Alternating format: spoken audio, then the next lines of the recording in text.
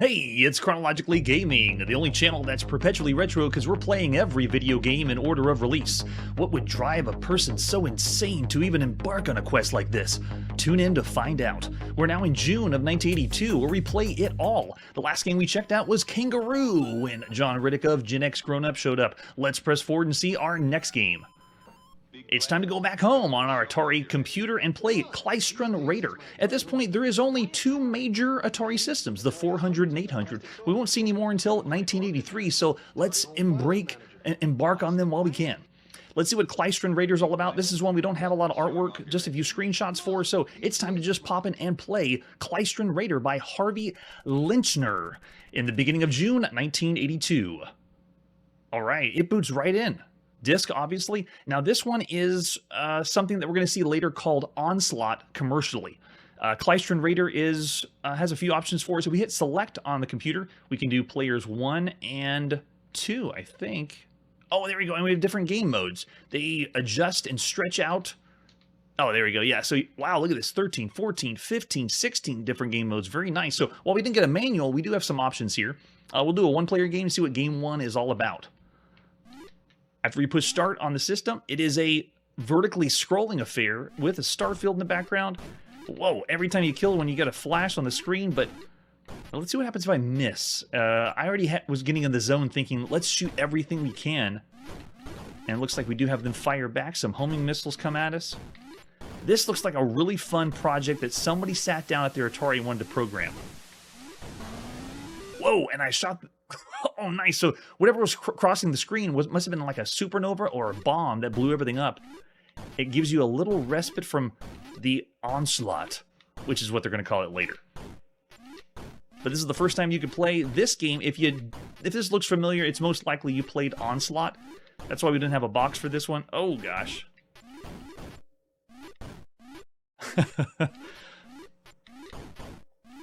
Yeah, in the chat before we started the show, talking about the consoles coming out, I know that next year they deem the release of the Sega SG-1000 and the Nintendo Famicom as the start of the third generation of video game consoles, but I would say the biggest game changers that are going to come out pretty soon is the ColecoVision, and then of course the Commodore 64 that we haven't seen yet. But we've already seen consoles that I've never heard of before, like the CreativeVision, and they come and go so quick. The Arcadia 2001 is another one that's not super popular. I didn't know anybody that had one at the time. And here we are on home computers, though. They will help us get the edge off with all those arcade titles coming home. I can't pin down what exact arcade game they're going for here, because it's a constantly scrolling game. It's definitely a space shoot-'em-up, lots of fun. And it's another one of those games that you can just zone out, get in the mood to play a really good shooter, because this just keeps going, and it's more of a focused affair, and I like that. It's pretty cool. Can't remember exactly where we're going to see the commercial release of Onslaught, but Klystron Raider, you can tell, is just good, clean shooting fun in 1982. I'm thinking this is fairly average for the time. It's not doing anything bad, not doing anything good. I'm thinking 3 stars of all the home computer games you could play at the time. The scrolling is very nice, though. Vertically scrolling on the Atari home computer. Gosh, yeah. That flashing, though, wow. Oh, wait, I was firing this off like Space Invaders. 1 shot at a time, but no, look at this. Whoa, okay, we got 3 shots. Do I rate it higher just because I got more firepower? It feels like I should be controlling this with a paddle, but joystick only on this one. I tried the paddles out earlier before the show started, because you notice that the ship's over on the far left and right side. I can't get across the screen fast enough to be able to shoot them. If I had a paddle, though, then I would be able to. Yeah. Okay, that's fun. It is perfectly average for 1982, or everything we've seen up to this point on the home computer. I'm going 3 stars for Klystron Raider. And most likely we'll see Onslaught later with some more artwork if you're more familiar with that one. Let's press forward and see our next game. Yes, here we go. This is Moon Patrol in the arcade. Really excited to show this one off. I was hoping when we had Gen X grown up here, we'd be able to showcase this one, but you never know with a show that runs from 1 hour. This is another really seminal arcade game, very, very classic. Let's see what the artwork's like for Moon Patrol. Originally released in Japan, and that's where we're going to be playing it, by IRIM. This poster is the Williams poster that was for North America. Very nice. Slightly cartoonish graphics, but the seriousness of you're going to play a good space shooter. An incredible thing happens when a person takes control of Williams Moon Patrol. And then we flip it on the back. Even more artwork on the left side with the example of the arcade cabinet. He can't let go. The striking realism and perspective of the screen graphics that keep a player strapped to the controls. The realism that puts the entire responsibility for the safety of the planet on his shoulders. And that's true. This is another milestone that because it has parallax scrolling, but it's not the first. You could debate whether it was Jungle King we saw last episode or Moon Patrol that were one of the first major scrolling or parallax scrolling games, but we have seen parallax scrolling on home computers. So it's not like the newest thing, but it's for the arcades, it's the newest thing. Oh, yes. Oh, and I just saw the chat, Vectrex, yes. I'm really excited for that as well. All right, so we also have the release in Japan we're going to play. Here's the advertisement flyer they had. I don't know what IRIM was going for. IRIM's already done some great titles, and this one is just pretty boring, honestly. It just has some Japanese text. An example of a screenshot, though, it looks like an actual screenshot of the game down below, which is kind of rare to see. But the presentation itself doesn't sell it. You flip it over the back, though, and it explains how to play, where your shots are going to go, examples of the points, because you got to know that in 1982. Very nice. Pretty simple affair. And then here you go, the Williams arcade cabinet. Very, very, very classic. Even though we're in 1982, I still get the feels like this is still the golden age of arcade games. Take a look at that with an example of the game playing. Very nice. That looks a little more fabricated. This looks like someone took a picture of the cabinet. Love those much better. And there's the arcade PCB if you want to open the system up. For the control panel, this is jump, fire, and then you have a two-way joystick because that's all you need to move left and right. Save it on cost. And then there's the arcade marquee. Oh man, look at that. The colors pop. Williams really knows how to do it. And the space shooter, it's essentially a shoot 'em up, similar to what we've seen with Scramble or Moon Patrol, or the other horizontally scrolling shooters that we saw in 1981. But it's the parallax scrolling that sets this one apart. Oh, wow. And this one must be a fabricated IRIM poster. Very fancy. With some awesome background art. There we go. Oh, man. Love it. An example of the screenshot for Moon Patrol. We also have the manual. So this is what the operators would have gotten in North America. You can see the release as September 1982 for the manual release when it was in North America. We are in Japan playing the very first time. You could check this one out. And let's see what it has to say about the game itself. We have either upright or cocktail games. How do you install it? Make sure you don't electrocute yourself. Yeah, lots of instructions there. So this is the game operation. Move the patrol car from letter A to letter Z. Control the speed using the joystick. That's just moving left and right.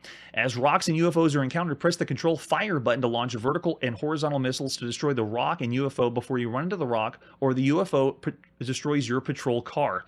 As craters are encountered, press the jump button to jump your patrol car over them. So now the jump feature is so new still. So this game is doing a horizontally scrolling jumping game. You are in a vehicle, but would you consider this a horizontal or 2D scrolling platformer?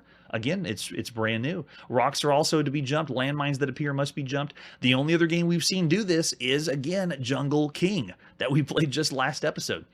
It's so fresh. Let's move around and jump.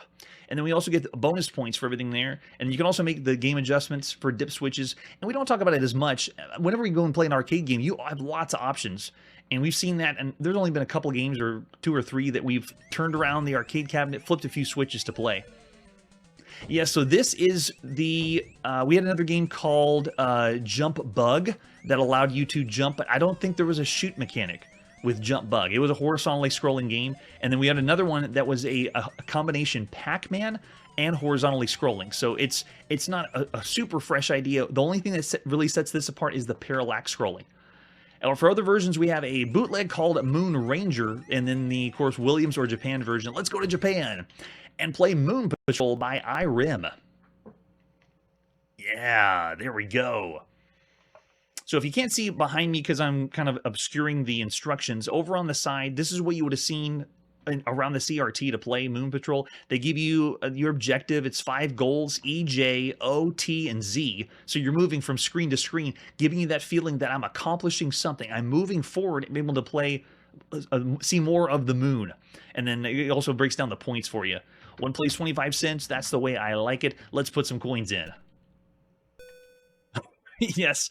The ones that say, oh, I can get further or do more, yeah, you bet they sucked a lot of quarters. Okay, so let's start it up.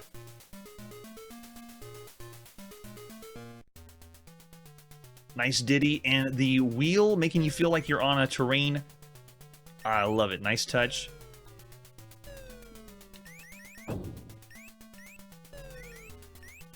Now, the emulation doesn't do it justice. If you played this in the arcades, the sound, I would say, pops even more. It is not just louder, but I'd say bassier, and that's what I feel is one of the best parts of the arcade. The way that they've changed and adjusted sound over time. You feel it best whenever you get in those cockpit arcade cabinets, the ones that fill your ears with sound all around. And if you look at the top of the screen, it's showing you the progression of how far you've gone. Really similar to Scramble and Super Cobra, games like that. But now we're doing it as a vehicle that is able to shoot and jump at the same time.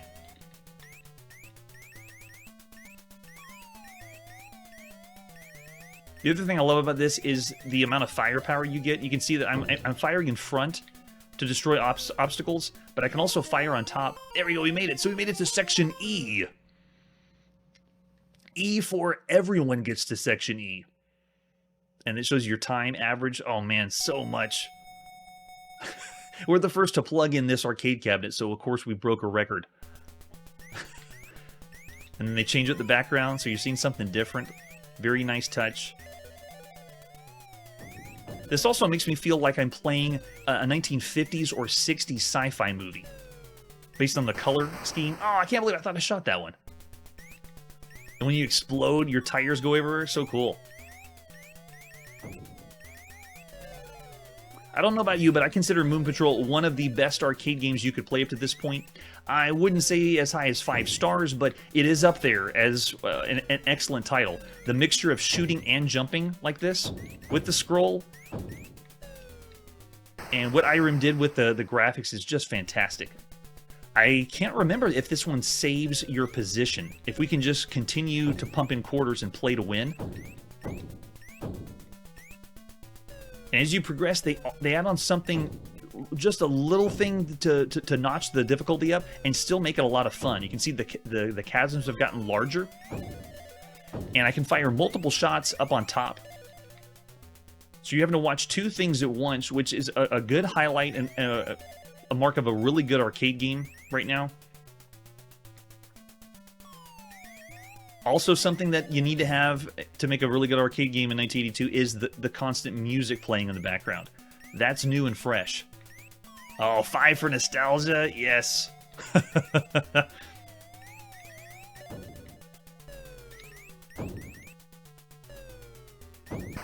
Yep, right there, they tricked. So you can shoot off one of the boulders to make it smaller, but then you have to determine, do you have enough time to be able to make the jump or not? And then I really enjoy how the enemies bomb down and actually make more... Wait a second, so you couldn't jump, you had to fire both of them. We were so close to Section J, too. Alright, so we got enough coins in, let's go. And we continued right where we left off. There you go, so this one's pay to play. Last episode, when we played Jungle King, even if we had enough money, we couldn't continue right where we left off. It didn't save the screen you're on. So you should be able to... Oh yeah, I made it by that one. Same one, this one, got to make the jump. And we're in Section J. Which means I'm going to do my best to try to get to the end so you can see every scene. Oh, so much fun. Would you consider an arcade game that allows you to pay to play as a better game, or an arcade game that starts you over and you have to work for the better game? Alright, so now we have the mines. Not able to do anything to shoot, so you really have to work on your jumping skills. Adjusting left and right to make it by. And this one you have to work how fast your patrol's moving left. Oh, easy with the speeds. There, they got me. I knew one was going to get me. Oh, yeah, the challenge courses. That's a lot of fun.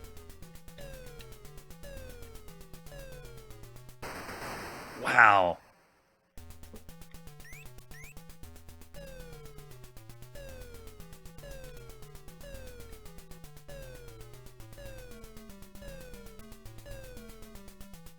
This is one of the first times, I'd say this and Canyon Climber on the home computer, that are the pivotal. Let's get some good platforming in. Timing-wise, you have to understand the physics really well. Look at that. Oh, it's so cool. All right, we're halfway through. Don't think we have any more. We made it to M now, and we're just going to blow up these ones on top. Just barely made it by there. Oh yeah, slow everything down. That's a good strategy. These are the ones that can blow extra holes down for us, so I'm having to simultaneously shoot and jump if they make holes on the ground. Oh, wow, right before O, too. So let's see if they take us back exactly in the same spot. Get some more money in. Look at that, they do. Wow, yeah, it's total pay to play. For me, I would consider a better arcade game the one that allows, if you have enough money, you can keep putting quarters in and take over where you left off.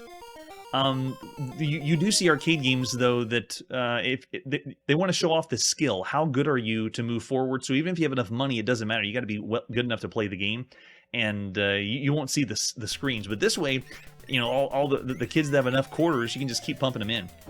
Okay, so we're now on stage O. Oh, almost made it by. Yeah, the changeable terrain, love it.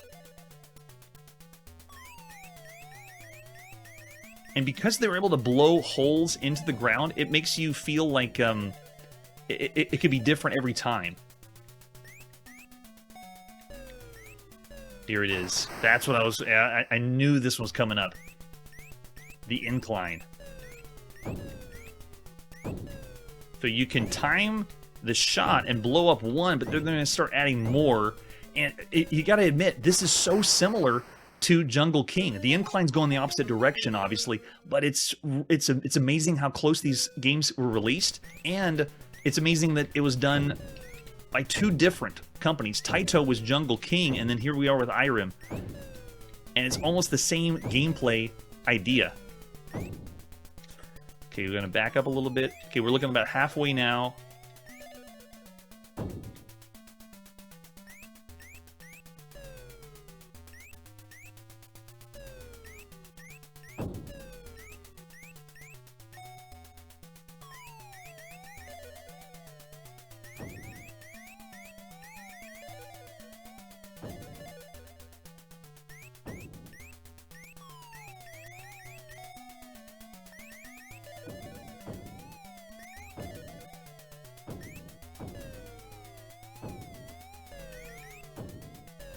Oh, he's getting away from me.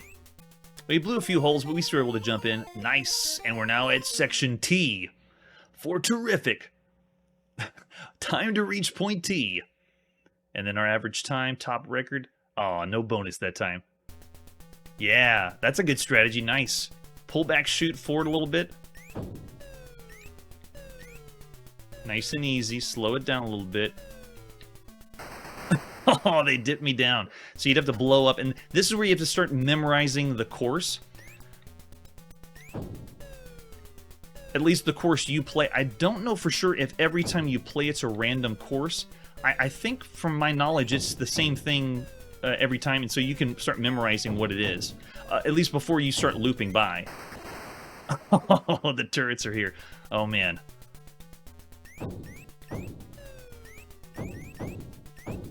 They let you shoot the shot, which is a nice touch. What? Oh, he must have shot off right before. Oh, the tanks. Yep. Yeah, always the same. Well, we get to section Z, which that's actually another game later. Good. Nice. Easy. Ease off.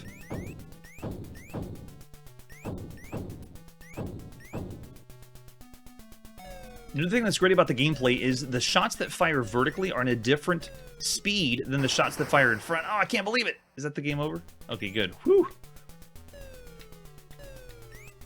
And so your timing on enemies that are in front are going to be different than the timing of enemies on top.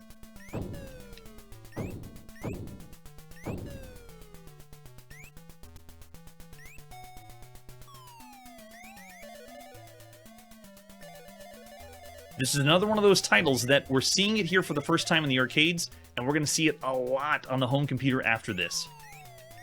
The copycats are swarming now. Or they're now playing it. All those developers are playing this game and saying, oh gosh, we need to make this game on a home computer.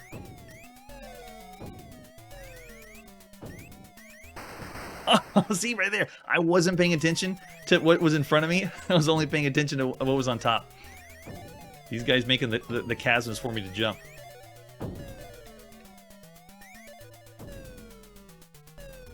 That's it. Z! Yes! We get a nice little ditty victory at the end.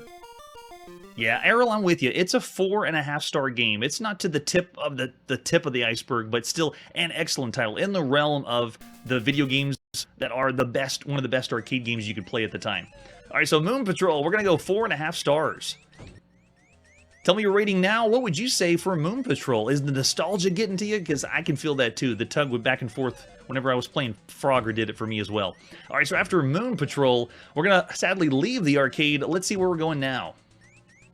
It's time to go back home and play Mouskattack on the Apple II. This is one we've already seen for the Atari home computer, a very rare game that was released first by Online Systems on the Atari and then on the Apple II later. Majority of the time, Online Systems is doing Apple II first and then the Atari. This is different. All right, so let's take a look at the box for Mouskattack. It is the same, very well done artwork for a home computer game. This is by John Harris, who's also the author of Jawbreaker, very popular at the time. Compatible with the Sirius Joyport. So this one allows, I think, 2 different styles of joysticks you could play at the time. And then for other artwork, we have this example of the 5 1/4 floppy disk and a screenshot. I see you there. Yeah, for ratings, we only go half star, or it only allows half star, but every now and then I want a 1/4 star, just a notch above. All right, so this time we didn't get manual or any other artwork. Let's pop in Mouskattack and play it on our Apple II. This is by Ken Williams and Al Nystrom of Online Systems, the beginning of June 1982. Now, we played this on the Atari, and it's pretty much like a Pac-Man variant. Still a fun game to play. I said 3.5 stars on the Atari. Let's see what we're going to see for the Apple II. And we get a ditty. 3 blind mice, very fitting. I don't think we had a song on the Atari when we played. So here they got some more time to develop and put a song in for the Apple II. Nice.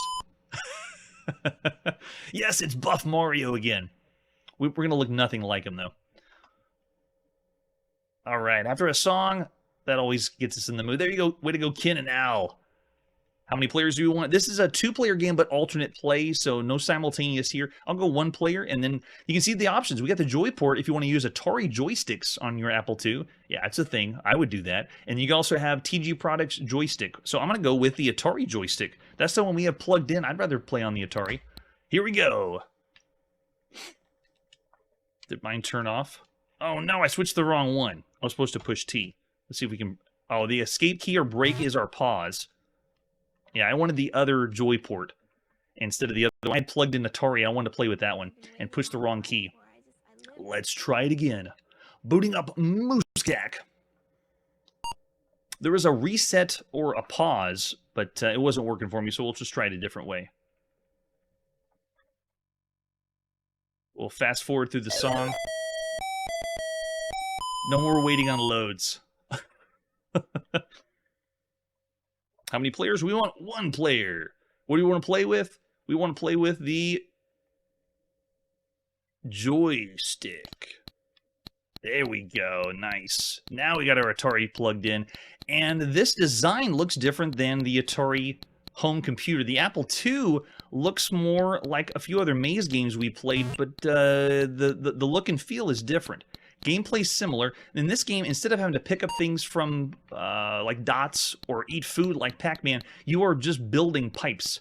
We're supposed to be playing as the buff Mario we saw in the front of the box, and you're just trying to connect all of the pipes together. So this one, the power-ups appear at random, and whenever you move around the screen, there is more of avoiding and dodging rather than on using a tactic or a power-up to move through like Pac-Man. You can see we got one that popped in there, and we can use that to help us out and connect the dots. There you go, picked it up. We can drop it again and use it to trap.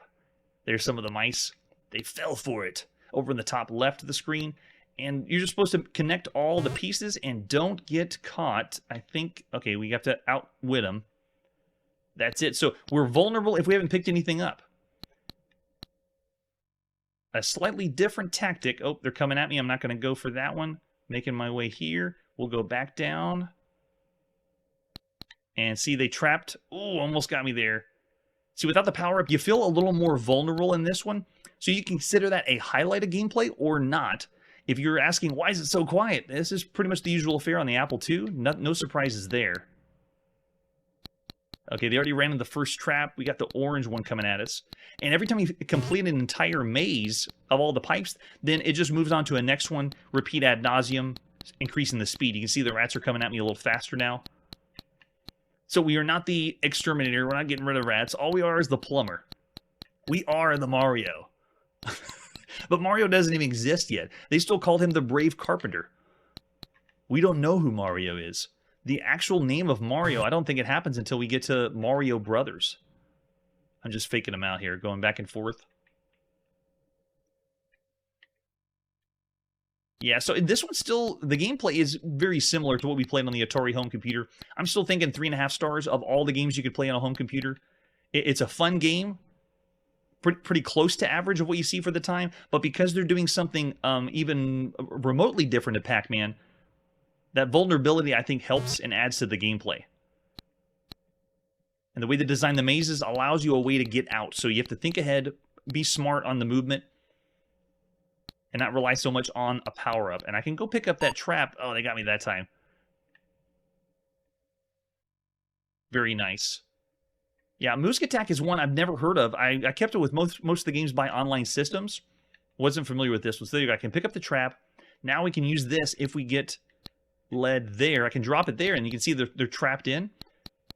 Nice touch. And then what are we missing? Okay, over here on the bottom right. Nice. And there you go. And it repeats over and over and over again. But still a fun time. Of all the games you can play on a home computer, I'm saying 3.5 stars. It is an above-average title. It's that Pac-Man craze everyone loves, but just tweaked up a little bit. Just a notch. All right, so after Mouskattack, and sadly we got to leave online systems, I want to see everything that they have to offer. Let's press forward and see our next game. Here we are on the Sinclair ZX81. This is Othello. We are going to England to play Othello. This one was released 2 different times in 2 different ways, and I think in the 80s you had to have a home computer with Othello. I mean, there's no way we're going to find a home computer without Othello. And here it is. Let's take a look at the box for Othello by CDS Microsystems. That was one of the times it was released, and it was also released by several others as well. Further artwork you can see, flip it over in the back, and it's a game of skill and strategy for 2 players. We know. We've already played so much Othello. You can play against the computer or another person for this game. Very nice touch at the time. There's the cassette we're going to pop in.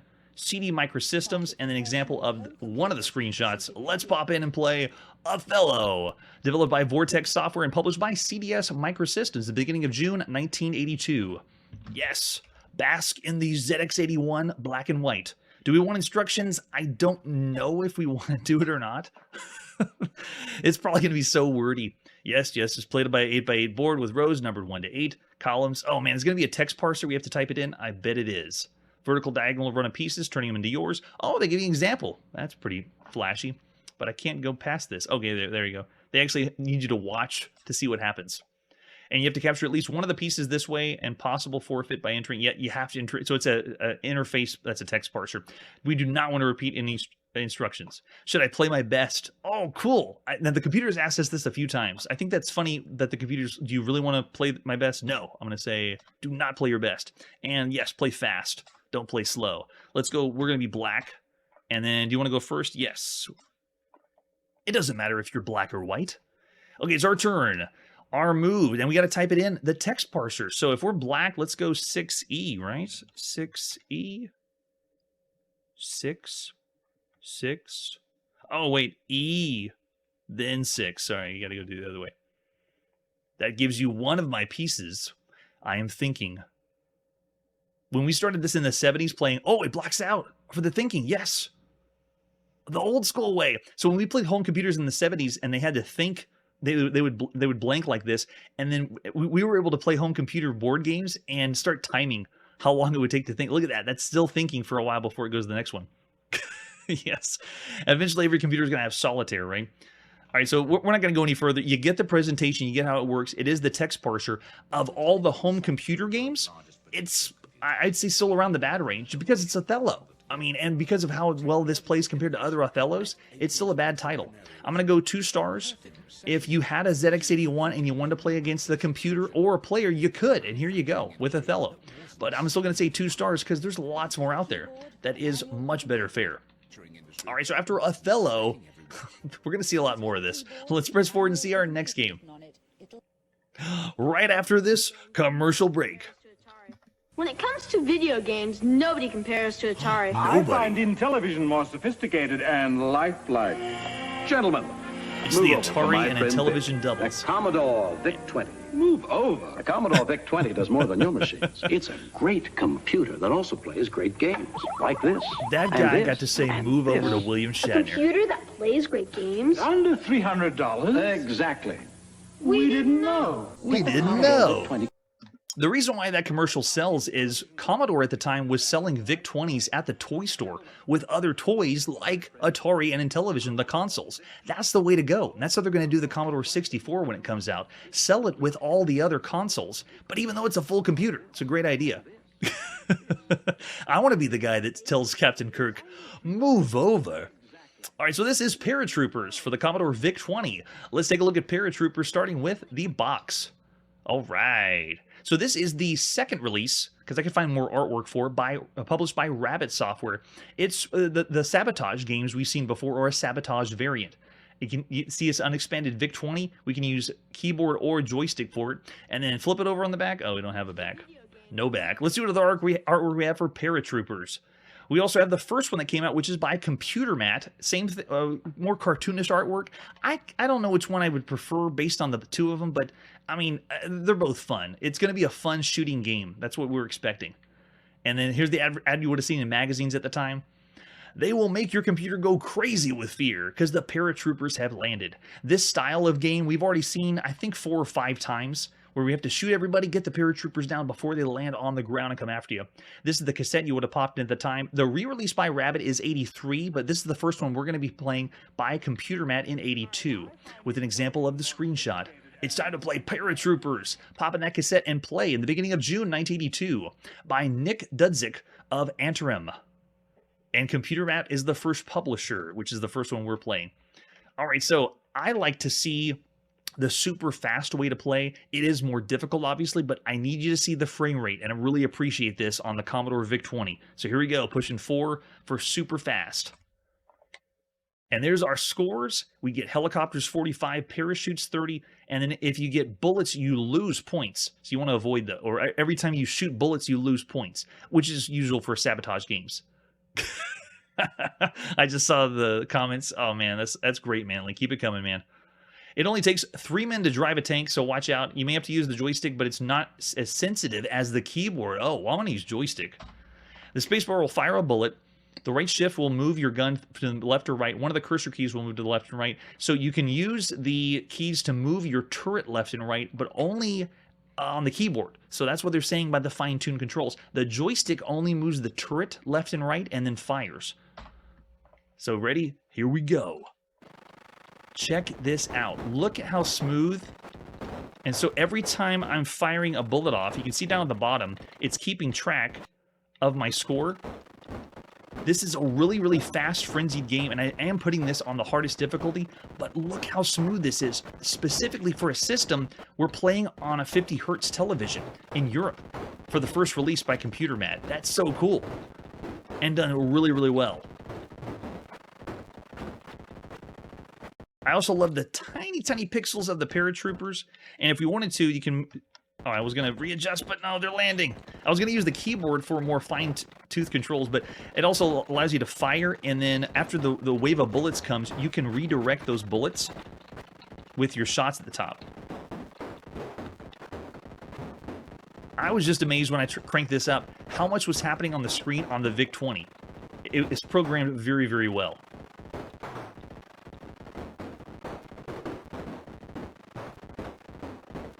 Oh, they're dropping, they're dropping. I also like the sabotage formula that you cannot just continue to shoot or you lose points, because you notice by my gun that's keeping track of everybody, or keeping track of my points, and every time I shoot, I'm losing just a little bit. It's a great way of recording accuracy without actually recording accuracy. Oh no, they ran off and then they blow us up. But take a look at the frame rate between whenever you play and the helicopters blow up and whenever you blow up. Oh gosh, they're everywhere.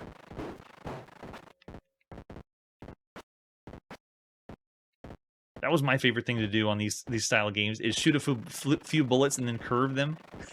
Curve them in midair like this, just for fun. It feels like you have a shooter which isn't giving you too much to work with, but you're still having a blast doing it. Yes, that's true. We played this originally in the arcade in the 70s, so it's cool playing at home like this. Maybe it would appeal to the old school arcade gamers, maybe not, but still a really fun affair.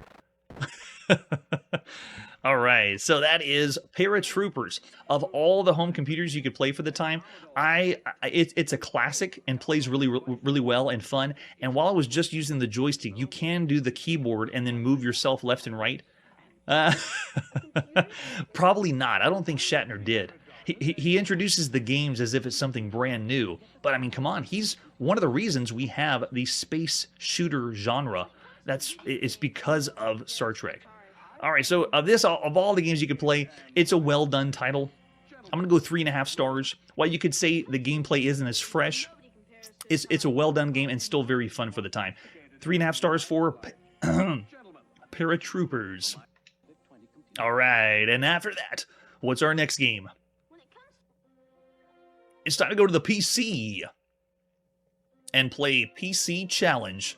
Now, of all the PC games that we have, most of them are made at home or put in as type-in. This is one of the first times that we have the magazine. This is the June issue of PC Magazine, Volume 1, Number 3 in 1982. And this is where the first time you wouldn't be able to play the game we're about to play. And it's so fitting because it has the Charlie Chaplin, what they're doing in the ads currently on television. And they have an article on Gary Kindle, the man who created CPM. So that's what we're going to be getting the first time you would have been able to play the game. And we're just going to pop it and play PCchallenge. At some point in June 1982 is whenever this one came out. Or I guess whenever you could type it in from the magazine. All right, so we need cursor keys to move the paddle, and then we can input the drag factor. 100 is medium, 0 is fast. So let's do the medium rating, and you can see it's between you can put in the number you want to change it up. But here's the game, PCchallenge, and we want a large paddle, so I'll do L. And we have a little ad at the bottom. Check it out. Stay on the ball with PC Magazine. All PCchallenge is this. It is essentially Pong, but there's no other player. Or it's essentially Breakout, but there's no bricks. So it's I would say a regression considering all the games we played. There was one other that we played on the Atari home computer that was another type-in game. But you can see this is something you would have played around with your PC Magazine and typed in. This is all it is. It's giving you a score based on how many... Wait, is there any score? No, there's not. All this is just keeping the ball up. And that's all it is. So if there's no score, then what's the point? And just to show you I'm serious, look at this. They're not keeping score. It's just how many balls you have left. So because it is a regression, I would say for PCchallenge, I'm calling this one broken of all the games you could play at the time. It is a worse time waster than even handhelds. I'm going to go one... let me think. I'll go 1 star. I won't go half. I'll say 1 star for it. Yeah, Errol's with me on 1. All right, so after PC Challenge, we are playing everything here. Let's press forward and see our next game. Here are the controls of an We're back on the Commodore VIC-20. This is the Pharaoh's Tomb. Let's take a look at the Pharaoh's Tomb and see what it's all about, starting with the box. This is another one by Analog. 16K needed for this one. Pretty bare bones cover. We're going to Egypt, I guess. Not one that I'm familiar with. And this one is the back of the cassette you'd see. So this is just the cassette box. And there's the ad you see in magazines by Analog. Where is it? There it is, bottom left corner. Pharaoh's Tomb. Once you enter, the only way out is with the aid of a key, which unlocks the mystery of the Pharaoh's Tomb. That doesn't really explain that much. There's the cassette tape we're going to pop in.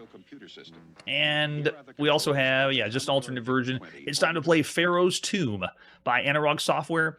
D.R. Gammon did this one, the beginning of June, 1982. All right, time to load. We're going to speed this up. Hitting fast forward. There we go.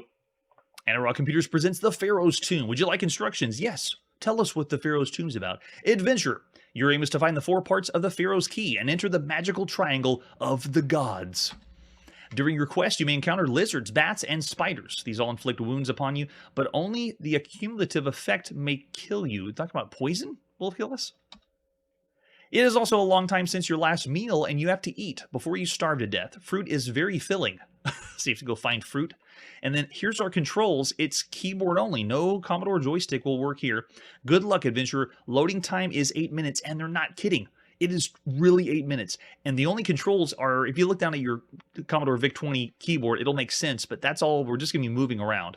And we are not waiting for this to load. We are bypassing 8 minutes, and now we're back. All right, so we're in. The control is just to move around. So there we are. We are a very blocky character. Is this one of the first times we get to play as an African American or an Egyptian in a game? Because I'm trying to think of any. Most of the time we have characters like Pac-Man or blocky characters, but not humanoid players.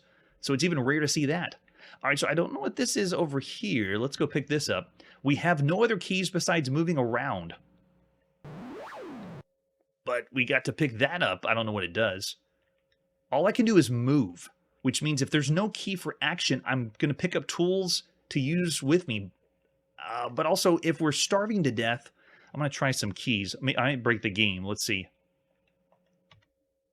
Okay, just want to see if there's an inventory, like pushing I or something, but no, we don't have it. All right, so we're moving around top down. We have a key we just picked up. I wonder if it works here on this door. No. And since there's no extra buttons, the only command is just to move around. It looks like there's an arrow on the other side, but I can't get to it. That's true. Of all the genuineness of the early 80s, I don't want to give everyone the genuineness of loading times because it's brutal. No, lizard's coming after me. Oh, this lizard is... What is this lizard doing? Is it even... I think it's randomly moving around. Yeah, okay, we'll keep him there and go over to the right. Movement is a little slow. Oh, this is weird. Are we in the dark maze? Or is this just an open room? Wait, something just flashed. They're showing us traps, I believe. It was... They just randomly made traps and then killed us. There's also no sound, and that's very bizarre for the Commodore VIC-20. There could be some bleeps and bloops, but we don't hear anything. Do not adjust your volume. It is only my voice because the game is silent. So Pharaoh's Tomb is a title that is trying to be a little more graphic than adventure for the Atari VCS, but it's not really delivering anything we haven't seen or new. I do enjoy a few of the games we played that you go room to room, and there's a puzzle or a challenge in the room, and this kind of has that, but the controls are pretty simple. All you do is move up, down, left, and right. Let's see if we can sneak by our buddy here. Okay, you can't go by the trees. I don't think I can sneak by him. Let's see. Go. I'll just go. Okay, I'll just go left. And let's see what this one has for us. So every room is doing something unique, which is maybe that's the draw. Going from room to room to see if you have something new to discover, like you are on an adventure.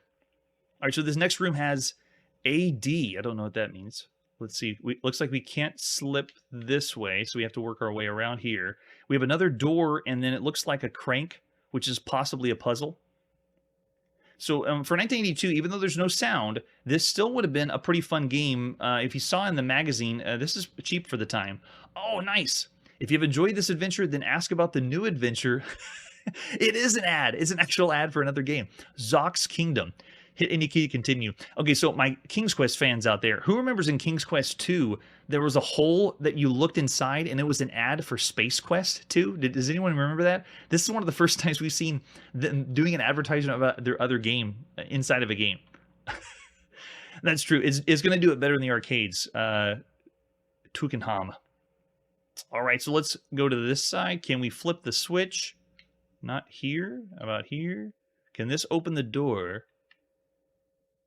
The only controls I have is to move around, so I'm just trying to see if it flips it. No, I don't think so.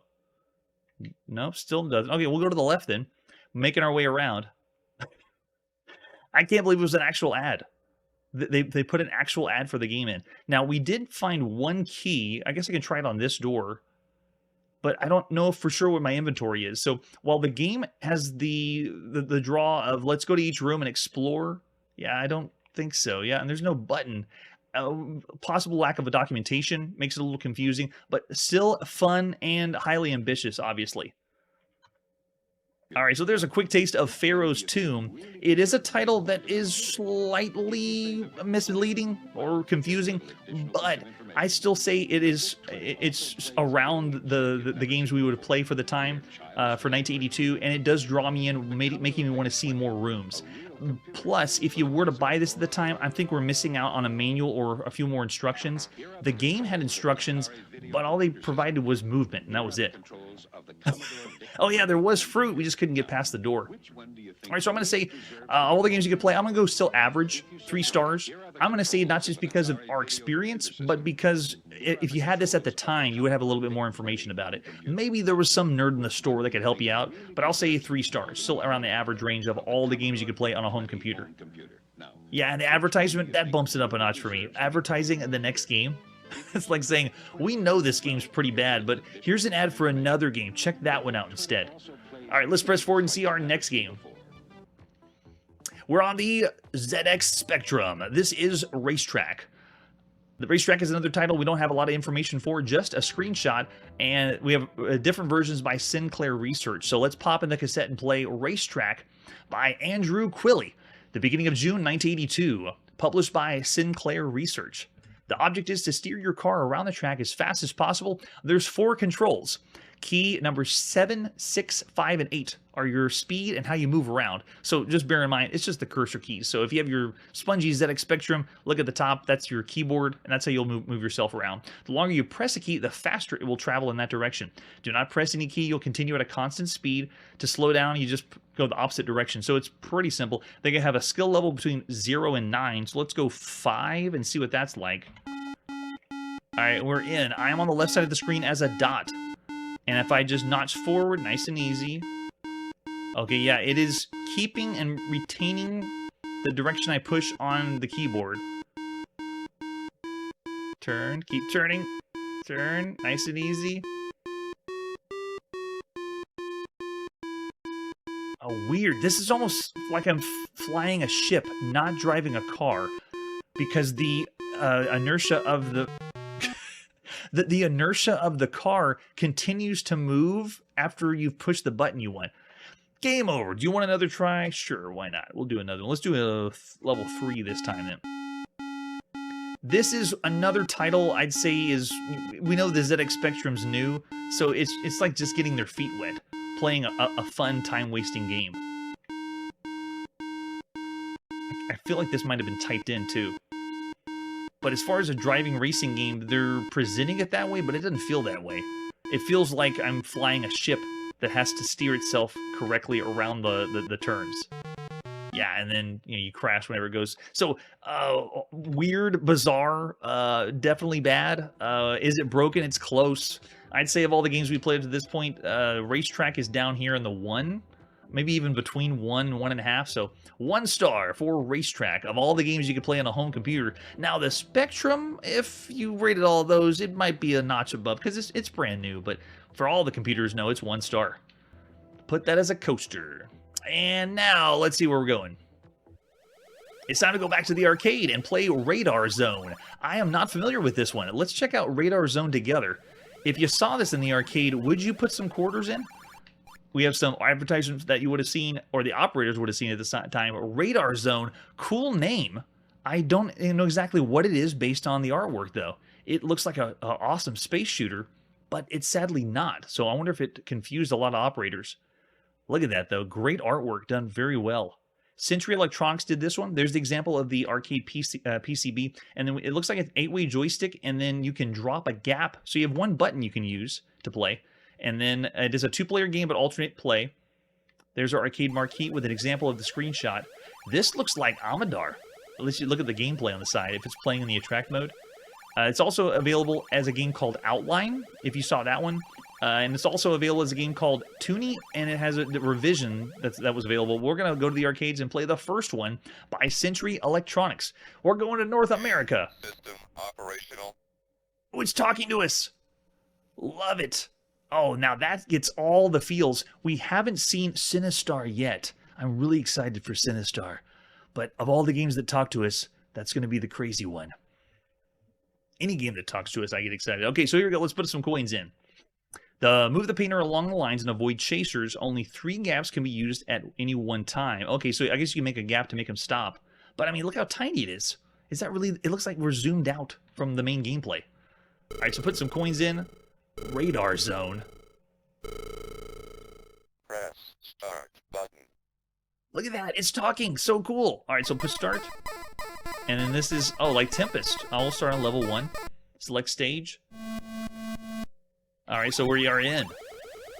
We have an 8-way joystick, but why we have an 8-way joystick is the question, because it's only 90-degree angles here.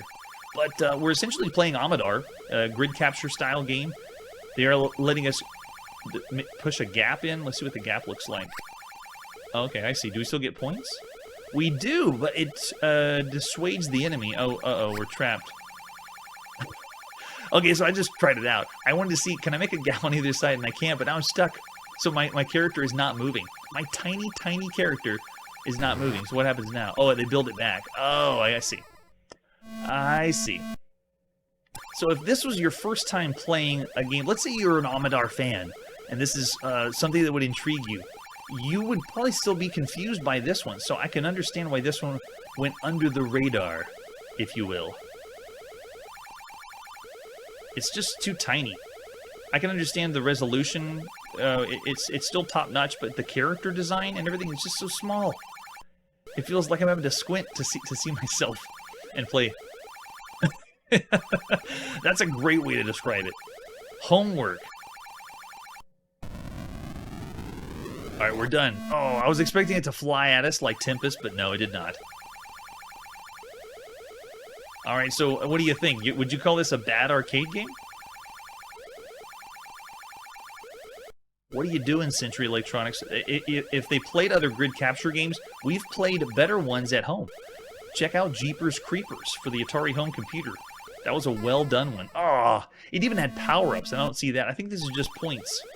Doesn't it feel like you've been given an assignment and you're doing the color, paint by number or colors for your teacher? It also doesn't have a speed. This is the only speed I have to move the joystick around. Yeah, I think I'm going to call this bad. This is a 2-star game at best. That's so bizarre. We go to the arcade and we usually see the biggest, best games. I don't think this was going to be copied at home anytime soon. I know Commodore is. You know, the Gorilla was popular. But this one, it feels slower. There's also no power-ups to it. Crazy. Oh, that's why the voice could bump it up because it had talking. So it'd be a nice touch in the arcade having another video game talk to you. But I mean, like, it's possible we can mess with the dip switches in the background, get some challenge. You see, I'll drop that guy off.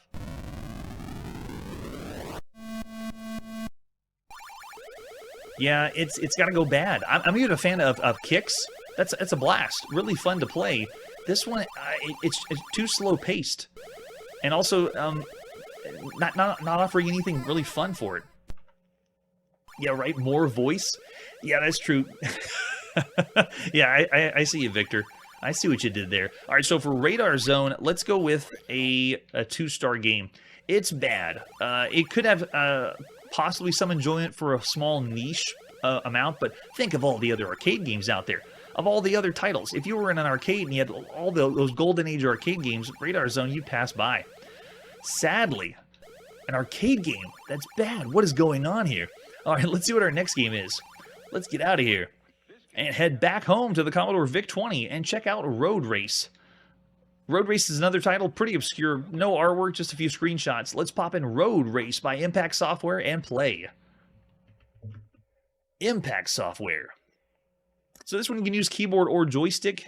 We are definitely going to use joystick. We have U is the dot and H is the crash card. Remember that one. I'm pushing J for joystick, and we are in. Here we go. It looks like a homemade head-on variant, or dodge 'em if you're a fan of the Atari version. Okay, wait a second. That's a little bizarre. While it is very, very slow paced, I can skip more than one. What? Okay. Now I know this is a homemade one, but they're allowing me to go anywhere I want. Watch this. I can go in the middle and go all the way down. Look. So in a way, it's almost letting you cheat the game. But the crash card can cheat too. This would be a fun way to play a few minutes. Look at that. Yeah, it's able to go any tier, so you can go any tier as well. Too crazy. All right, so I think we got the gist of it. That is Roadrace for the Commodore VIC-20. Is it bad? Is it really? I find it a little charming because I just like head-on and dodge them. So I'll go 2.5 stars of all the games you could play. It still works for the most part. You can tell it's very simple, not super complicated, but it's not like a 3-star game, definitely. Yeah, and with that, we're going to end our evening on Roadrace. That is where we put our video game playing on pause. Thank you so much for joining me, whether you're here live or watching the video at a later time. If you could go back to 1982, how would you rate all these games on our 5-star rating scale? We will continue playing every single video game. That's it for today, and like I always say, I'll see you in the arcade. Hey everybody, thanks for checking out the channel and joining me on my quest to play every single video game in order of release. We'll be streaming live every weekday at 9 p.m. Central, so join us and let us know if we missed any games along the way. This video would not be possible without Launchbox, RetroArch, and MAME. Tell all your friends there's some crazy guy named Chronologically Gaming trying to play every single video game. We have links down below that'll send you to places like our Discord and Patreon, and one that says all the video games we've ever played. If you go there, it's a list of everything, and you can click right to the game you want to see. Chronologically Gaming is the name to look for. We are Perpetually Retro, and we will catch you next time.